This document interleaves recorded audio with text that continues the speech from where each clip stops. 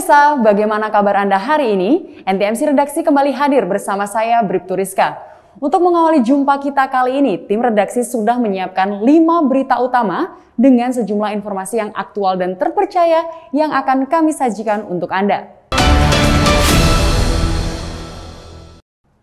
Kepala Korps Lalu Lintas Polri, Irjen Pol Firman Santiabudi meninjau langsung pengamanan lalu lintas konferensi tingkat tinggi atau KTT G20 di Pulau Bali pada November 2022 mendatang. Sejumlah lokasi turut dikunjungi Kakor Polri, Irjen Pol Firman Santiabudi bersama rombongan. Meliputi Indonesia Tourist Development Corporation atau ITDC, Bali Nusa Dua Convention Center atau BNDCC, dan Garuda Wisnu Kencana atau GWK. Kunjungan Kakor Lantas ini dilakukan untuk memastikan penyelenggaraan KTT G20 di Bali dapat berjalan dengan baik dan optimal. Kakor Lantas Polri menegaskan seluruh potensi hambatan menjelang KTT G20 akan diatasi. Saya bersama tim Korlantas hari ini berkoordinasi dengan Polda Bali. Hari ini tadi saya sudah diterima oleh Pak Kapolda, sudah menerima paparan dari Dirlantas. Kami sekarang mengadakan pemeriksaan pengecekan langsung ke lokasi bersama Ibu dari tim divisi operasi di GWK yang rencananya nanti akan digunakan untuk salah satu rangkaian kegiatan dalam rangka presidensi G20. Harus memastikan nanti untuk kegiatan yang akan pastinya kehadiran beberapa rangkaian harus kita pastikan berjalan dengan baik. Jadi kita ingin melihat potensi, melihat kemungkinan dan segala sesuatu di sekitar lokasi GWK ini untuk memastikan seluruh acara bisa terdukung dengan baik. Ya, jadi kita sekali lagi untuk survei, melihat di mana jalan keluar, di mana nanti akan drop off, di mana nanti akan kegiatan-kegiatan itu berlangsung. Tapi nanti tentunya ini akan menjadi bahan, ya, baru menjadikan bahan, akan kita rapatkan kembali dengan tim pusat. Adapun pengecekan yang dilakukan diantaranya jalur masuk dan keluar, infrastruktur jalan, lokasi parkir hingga teknis drop-off. Kakor Lantas Polri juga akan berkolaborasi dengan lintas sektor untuk mengoptimalkan seluruh alat dan aplikasi demi kelancarannya penyelenggaraan KTT G20 di Bali. Salah satunya adalah elektronik tilang atau ETLE.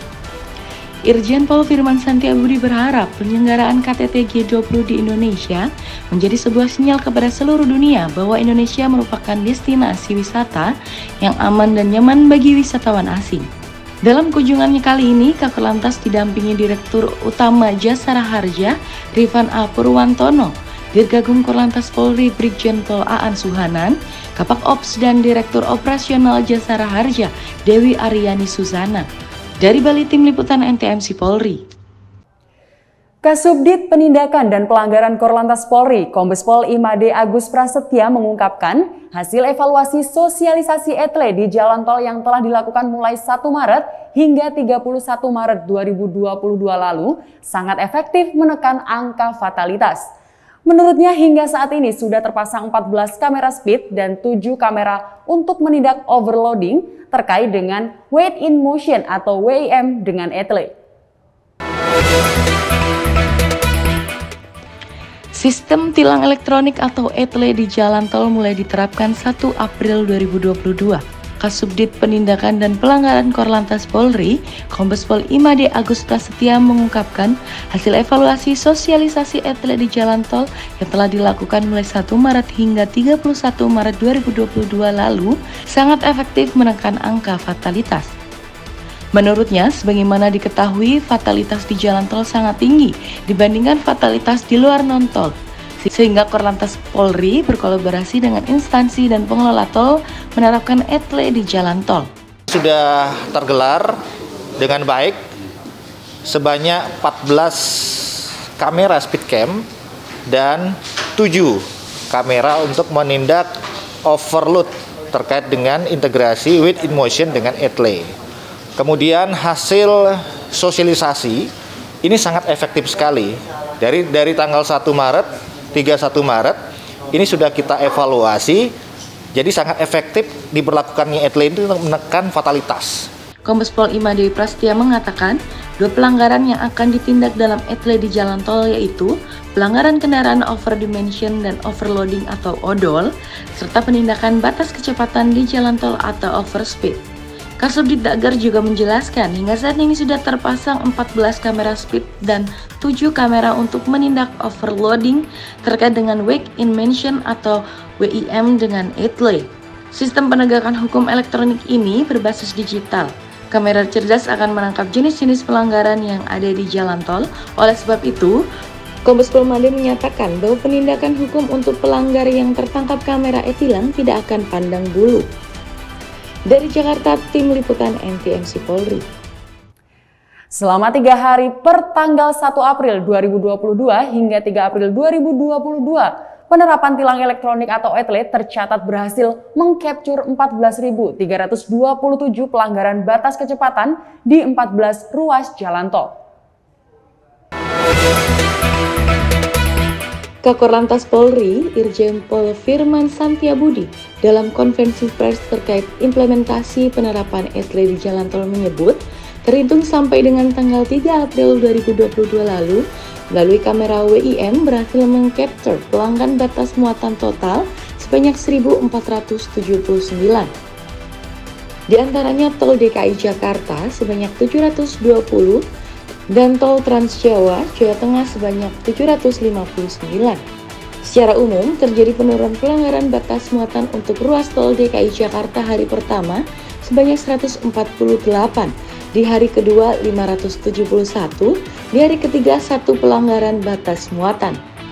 Sementara untuk ruas tol Trans Jawa, Jawa Tengah hari pertama 303, hari kedua 427 dan hari ketiga 29 pelanggaran. Selain itu, dari hasil penindakan dengan etle speed cam tol Trans Jawa dan tol Trans Sumatera tercapture total 14.327. Pada hari pertama tanggal 1 April 2022 untuk tol Polda Metro Jaya berhasil tercapture 6.565 pelanggar. Pada hari kedua tanggal 2 April 2022 tercapture 153 dan hari ketiga pada tanggal 3 April 2022 tercapture 117 pelanggaran. Sosialisasi selama 1 bulan, efektif per tanggal 1 April kita telah melakukan penindakan pelanggaran. Sampai dengan tanggal 3 April kemarin, batas capture kamera WIM untuk pelanggaran batas muatan total pelanggaran 1.479. Hal ini tentunya menjadi suatu progres positif. Dalam hal ini terjadi penurunan pelanggaran batas kecepatan secara signifikan di titik yang sudah terpasang etle speed cam jalan tol. Bahwa etle mampu mengubah perilaku dan budaya berkendara yang berkeselamatan bagi masyarakat. Diharapkan titik-titik etle ini semakin masif kita terapkan sehingga angka kecelakaan lalu lintas khususnya di jalan tol bisa kita tekan sampai kepada zero accident. Begitu juga dengan di ruas tol Trans Jawa, Jawa Tengah di hari pertama tercapture 1.672 pelanggaran. Hari kedua tercapture 926 pelanggaran, bahkan di hari ketiga tanggal 3 April kemarin 0 pelanggaran batas kecepatan di titik ruas tol tersebut. Untuk tol Trans Sumatera yang berada di wilayah hukum Polda Lampung juga terjadi penurunan capture pelanggaran batas kecepatan dari 2.580 di hari pertama, 1.683 di hari kedua menjadi 631 pelanggaran di hari ketiga. Dari angka pelanggaran di sejumlah daerah tersebut, terjadi penurunan pelanggaran batas kecepatan di titik yang sudah terpasang etle speed cam di jalan tol. Hari ini menjadi kemajuan yang positif dalam mengubah perilaku dan budaya berkendaraan masyarakat untuk tertib berlalu lintas lebih baik. Dari Jakarta, Tim Liputan NTMC Polri. Etle di jalan tol dipasang berdasarkan titik-titik rawan kecelakaan yang didapatkan dari evaluasi Korlantas Polri bersama jajaran terkait. Diketahui yang paling berpotensi paling banyak terjadi pelanggaran hingga mengakibatkan kecelakaan lalu lintas karena kecepatan berkendara di jalan tol. Kakor-Lantas Polri, Irjen Pol Firman Santiabudi menjelaskan tilang secara elektronik dipasang di jalan tol untuk mendeteksi pelanggaran pengendara dengan batas kecepatan di atas 100 km per jam. Hal ini cukup efektif menurunkan angka kecelakaan lalu lintas, sementara kendaraan di bawah 60 km per jam dapat menghambat arus lalu lintas di belakangnya. Adapun tilang batas kecepatan diatur dalam pasal 287 ayat 5 Undang-Undang Nomor 22 Tahun 2009 tentang Undang-Undang Lalu Lintas dan Angkutan Jalan yang menyatakan bahwa setiap pengendara yang melanggar aturan batas kecepatan paling tinggi atau paling rendah dipidana dengan pidana kurungan paling lama 2 bulan atau denda paling banyak Rp500.000. Alat ini dipasang pada kecepatan maksimum yang diperbolehkan di jalan tol. Ya, dengan toleransi untuk supaya fair ya, supaya naik turunnya, karena alat ini kadang juga harus kita pasang sedemikian rupa untuk tidak terjadi kesalahan penghitungan. Dan ini sudah kita kerjasama dengan dari meteorologi. Jadi di atas 100 ya kita kasih toleransi, di atas toleransi pasti tercapture, Mbak. Jadi kalau Mbak tanya kecepatan rata-rata ya sudah 120 ke atas, kira-kira begitu. Berdasarkan Peraturan Pemerintah Nomor 79 Tahun 2013 tentang Jaringan Lalu Lintas dan Angkutan Jalan atau LLAJ, Pasal 23 Ayat 4, batas kecepatan di jalan bebas hambatan atau tol adalah paling rendah 60 km per jam dan tertinggi 100 km per jam. Terhitung selama 3 hari penerapan kebijakan ini dinilai dapat meningkatkan tingkat keselamatan di jalan tol bagi pengendara mobil yang selama ini rawan menjadi korban kecelakaan lalu lintas. Diharapkan pemasangan speed kamera atau kamera pengukur kecepatan di 14 titik di jalan tol yang telah terpasang diharapkan membuat pengendara mobil lebih tertib. Dari Jakarta, Tim Liputan NTMC Polri. Kakor Lantas Polri Irjen Pol Firman Santiabudi menghimbau masyarakat untuk segera melakukan vaksin. Hal tersebut untuk melancarkan perjalanan saat mudik Lebaran 2022. Bagi masyarakat yang ingin melakukan mudik Lebaran, juga dipersilahkan. Pemerintah kini telah memberikan izin kepada masyarakat untuk melakukan perjalanan mudik Lebaran 2022. Salah satu syaratnya adalah melengkapi vaksin COVID-19.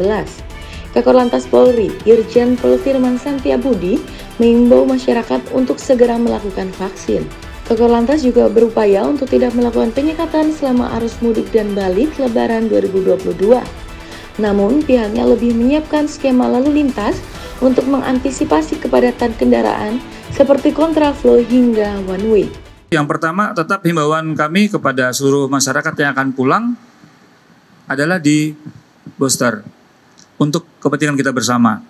Yang kedua, tentunya kalau kita ingin lancar, kita tidak ingin ada penyekatan-penyekatan. Ya, jadi nanti sifatnya mungkin kita uji petik. Ya, tapi sekali lagi kita lihat tahun lalu ketika tersendat saja di rest area itu menjadi kendala yang kita hadapi untuk kelancaran di jalan tol. Nah, ini memang perlu banyak persiapan dan sosialisasi kepada masyarakat. Kita akan menyiapkan kontraflow sampai kepada one way. Irjen Pol Firman Santiabudi juga menyebutkan beberapa titik yang rawan kepadatan kendaraan. Salah satunya adalah rest area di jalan tol. Untuk penanganan arus mudik 2022, Kakor Lantas Polri masih menunggu keputusan resmi dari pemerintah. Sebelumnya, Satgas COVID-19 menertibkan aturan terkait perjalanan mudik Lebaran pada 2 April 2022. Semua boleh mudik, tetapi yang belum booster harus melakukan tes COVID-19. Bagi yang sudah vaksinasi 1 kali, wajib menunjukkan hasil PCR minimal H-3 keberangkatan, sementara yang 2 kali vaksin harus tes PCR minimal H-1 keberangkatan. Dari Jakarta, Tim Liputan NTMC Polri. Baik pemirsa, berita tadi sekaligus menutup perjumpaan kita kali ini. Selalu simak informasi aktual dan informatif dari redaksi NTMC Channel Korlantas Polri yang akan kami himpun untuk Anda. Dan pemirsa, penilangan elektronik di ruas jalan tol sudah berlaku. Masyarakat diminta untuk memperhatikan batas kecepatan kendaraannya. Dan untuk dalam kota, batas kecepatan maksimal 80 km per jam. Sedangkan untuk luar kota maksimal 100 km per jam. Mari laporkan kejadian-kejadian mengenai lalu lintas kepada kami dalam bentuk video maupun foto, kirim dan mention Instagram @ntmcpolri disertai dengan hashtag #LaporNTMC.